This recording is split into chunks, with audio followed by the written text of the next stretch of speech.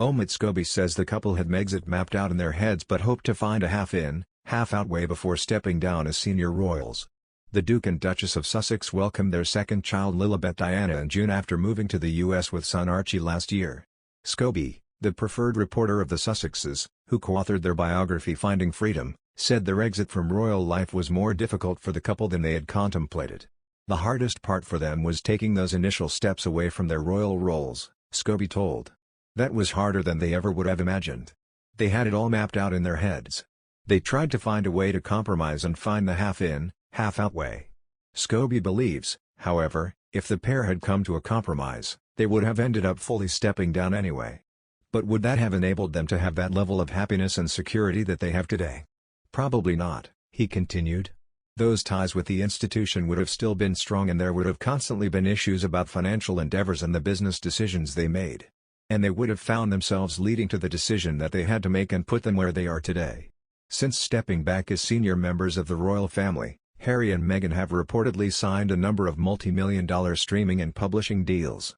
And although one of the main reasons for leaving the firm was to get some privacy and to get away from the prying eyes of the public, the couple are jumping back into it, just 1 year later. Scobie confirmed the pair will return to public life after keeping toxicity away. They're a couple who do very well in those moments of human interaction. They need to be on the ground, Scobie told. They say that the proof is in the pudding, and what we are about to see is that pudding. They seem to be existing in a different place, and that place is much healthier. Meghan famously spoke about that it was not enough to survive, we are now in the thrive chapter. It comes after Meghan and Harry reignited their feud with the royals as they took a savage swipe at the Queen. The Duke and Duchess of Sussex are reportedly not impressed with the way the palace dealt with their explosive allegations on Oprah.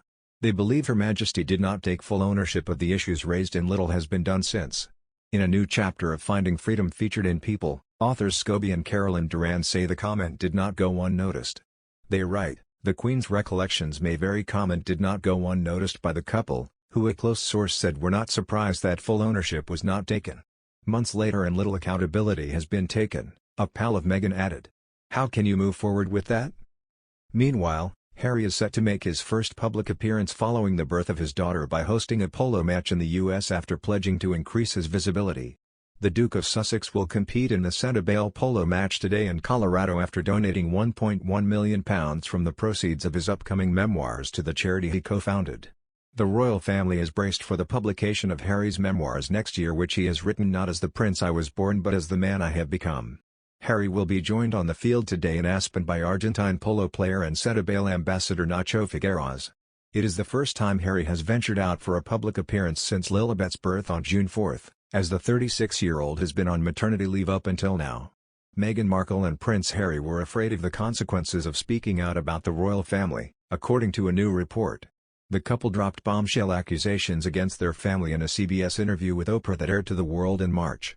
But in a new interview with People magazine, close friend of the couple Scobie revealed they were actually afraid of challenging the system.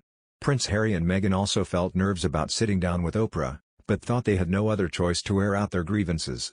As the pair enter their new Thrive chapter, they apparently don't have any regret over the path they chose.